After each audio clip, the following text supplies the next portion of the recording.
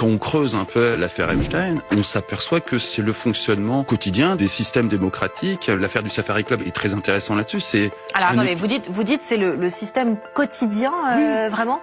Oui. Mais c'est d'une banalité. C'est-à-dire mêler pouvoir, sexe, agent, criminalité, pour vous c'est banal? C'est absolument banal.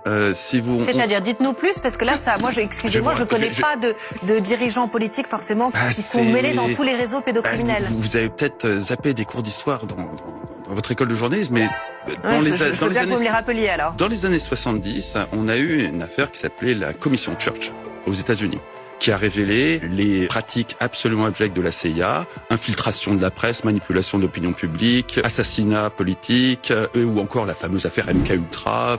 Ça a donné un énorme scandale qui a verrouillé, le Sénat américain a verrouillé en 75 la possibilité de la CIA de faire des actions un peu déviantes. Le résultat, c'est qu'Henry Kissinger, qui était le grand Sherpa de la diplomatie américaine à l'époque, a réuni la France et les monarchies du Golfe pour continuer les actions de lutte contre les soviétiques et le communisme, notamment sur l'Afrique et le Moyen-Orient.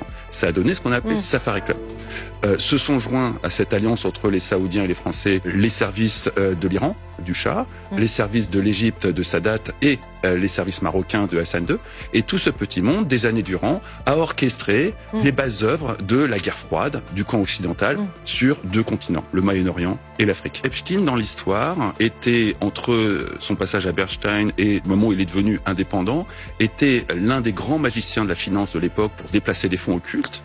Ce qui à l'époque n'était pas quelque chose que les services de renseignement maîtrisaient, c'est pour ça qu'il apportait des compétences précieuses. Et puis il avait une compétence clé qu'il mettait en avant dès sa première entreprise à sa sortie de Bernstein, qui était récupérer les fonds cachés par des dictateurs de façon à récupérer des produits financiers. On trouve même les traces de cette activité sur les fonds de Mouammar Kadhafi en Libye, où il échangeait dans les emails qui ont été récemment mis sur la place publique des intentions avec un partenaire d'affaires pour récupérer les avoirs de la Libye et avoir des commissions de l'ordre de $1 milliard là-dessus. Donc l'origine de sa fortune est plutôt liée à ça qu'à... Donc vous arrivez à quelle conclusion, pardon? Que c'est comme ça que fonctionnent des démocraties.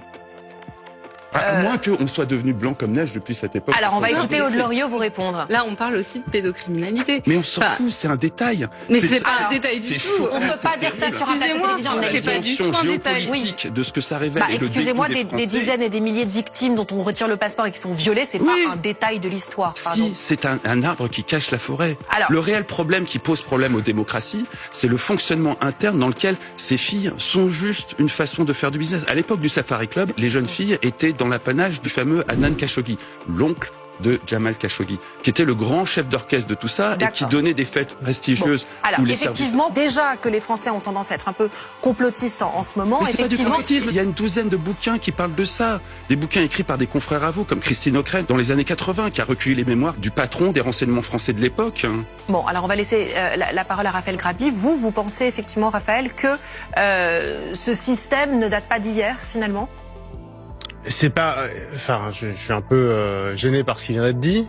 C'est de l'histoire, Raphaël. Alors, c'est dans les livres d'histoire ce que je viens de dire.